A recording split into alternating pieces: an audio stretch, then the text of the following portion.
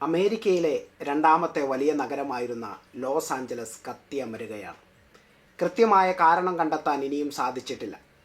അത്യാധുനിക സാങ്കേതിക വിദ്യകൾ കൊണ്ടുപോലും നിയന്ത്രിക്കാനാകാത്ത വിധം തീ പടർന്നിരിക്കുന്നു. ലോകത്തിലെ തന്നെ ഏറ്റവും വലിയ നഗരങ്ങളിലൊന്നിനെ അക്ഷരാർത്ഥത്തിൽ തീ തിന്നുകയാണ്. 10,000-കണക്കിന് ഏക്കർ സ്ഥലം ഇതിനോടകം കത്തിയമർന്നു. നിരവധി പേർ മരിച്ചു വീണു. ലക്ഷക്കണക്കിന് ആളുകളെ മാറ്റിപ്പാർപ്പിച്ചു. ഹോളിവുഡിലെ തന്നെ ഉന്നതരായ സെലിബ്രിറ്റികൾ അടക്കമുള്ളവരുടെ ആയുഷ്കാല സമ്പാദ്യം വെന്തു വെണ്ണീരായി മാറി.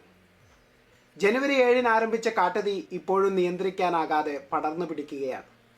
ലോകരാജ്യങ്ങൾ മുഴുവൻ ഭീതിയോടെ ലോസ് ആഞ്ചലസിനെ നോക്കുമ്പോൾ ഇതിനെ ഒരു മുന്നറിയിപ്പായി നാം കണക്കാക്കണം. ദൈവത്തെ മറക്കുന്നവർക്കുള്ള ശക്തമായ മുന്നറിയിപ്പ്. തീ പടർന്നു പിടിച്ചതിന് 48 മണിക്കൂർ മുമ്പ് ഇതേ സ്ഥലത്ത് വെച്ച് നടന്ന ഒരു അവാർഡ് ദാന ചടങ്ങിൻ്റെ ദൃശ്യങ്ങൾ ഇന്ന് സമൂഹ മാധ്യമങ്ങളിൽ വളരെ വൈറലാണ്. 1944 മുതൽ ചലച്ചിത്ര ടെലിവിഷൻ രംഗത്തെ മികച്ച നേട്ടങ്ങളെ അംഗീകരിക്കുന്നതിനായി ഹോളിവുഡ് ഫോറിൻ പ്രസ് അസോസിയേഷൻ നൽകുന്ന ഗോൾഡൻ ഗ്ലോബ് അവാർഡ് ദാന ചടങ്ങായിരുന്നു അത്. ഹോളിവുഡിൽ താമസിക്കുന്നതും അമേരിക്കൻ ഐക്യനാടുകൾക്ക് പുറത്തുള്ള വാർത്താ മാധ്യമങ്ങളുമായി ബന്ധമുള്ളതുമായ ഏകദേശം 90 അന്തർദേശീയ മാധ്യമ പ്രവർത്തകരുടെ വോട്ടുകളെ അടിസ്ഥാനമാക്കി എല്ലാ വർഷവും ജനുവരിയിലാണ് ഈ ചടങ്ങ് നടത്തപ്പെടാറുള്ളത്. ആ ചടങ്ങിൽ ദൈവത്തെ പറ്റി പറഞ്ഞ വാക്കുകൾ നമുക്കൊന്ന് കേട്ടു നോക്കാം.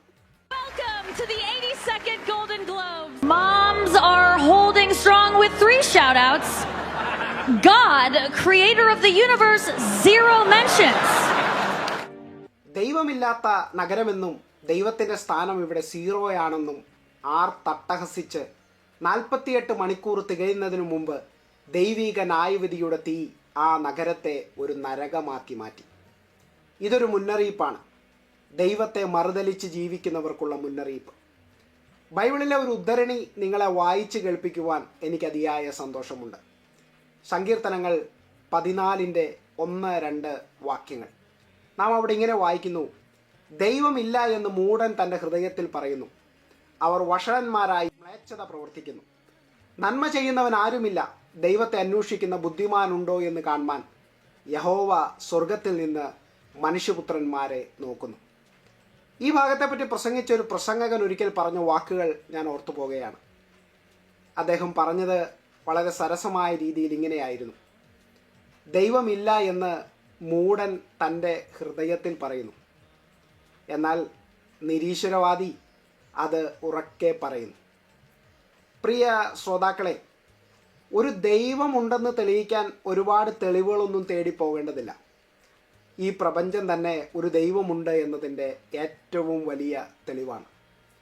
പ്രപഞ്ചത്തിൻ്റെ പ്രായം 13.8 ബില്യൺ വർഷമാണെന്ന് ശാസ്ത്രജ്ഞർ എണ്ണിക്കണക്കാക്കുന്നു.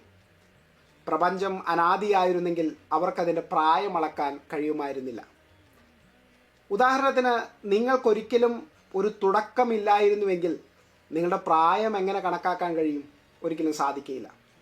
പ്രപഞ്ചായുസ് നിർണ്ണയിക്കാൻ കഴിഞ്ഞതോടുകൂടി ഈ പ്രപഞ്ചത്തിനൊരു ആരംഭമുണ്ടെന്ന് മനസ്സിലാക്കാൻ നമുക്ക് സാധിച്ചു. അങ്ങനെയെങ്കിൽ ഈ പ്രപഞ്ചം എങ്ങനെയാണ് ഉണ്ടായത്? ഒന്നുകിൽ അത് സ്വയംഭൂവായതാകണം, അല്ലെങ്കിൽ ഏതെങ്കിലും ഒന്ന് അതിനെ സൃഷ്ടിച്ചതായിരിക്കണം. ഒരു വസ്തുവിനും അതിന് സ്വയമേ സൃഷ്ടിക്കാൻ സാധ്യമല്ലാത്തതുകൊണ്ട് തന്നെ ഈ പ്രപഞ്ചത്തെ മറ്റെന്തോ ഒന്ന് സൃഷ്ടിച്ചതാവാനേ സാധ്യതയുള്ളൂ. ഈ മറ്റെന്തോ ഒന്നിനെയാണ് നമ്മൾ ദൈവമെന്ന് വിളിക്കേണ്ടത്, അല്ലെങ്കിൽ നാം ദൈവമെന്ന് വിളിക്കുന്നത്. ആ പ്രപഞ്ച സൃഷ്ടാവായ ദൈവത്തെ കണ്ടെത്തുന്ന ബുദ്ധിമാന്മാരായി തീരുവാൻ ദൈവം നിങ്ങളെ സഹായിക്കട്ടെ എന്ന പ്രാർത്ഥനയോടെ ഞാൻ നിർത്തുന്നു. ദൈവം നിങ്ങളെ അനുഗ്രഹിക്കട്ടെ.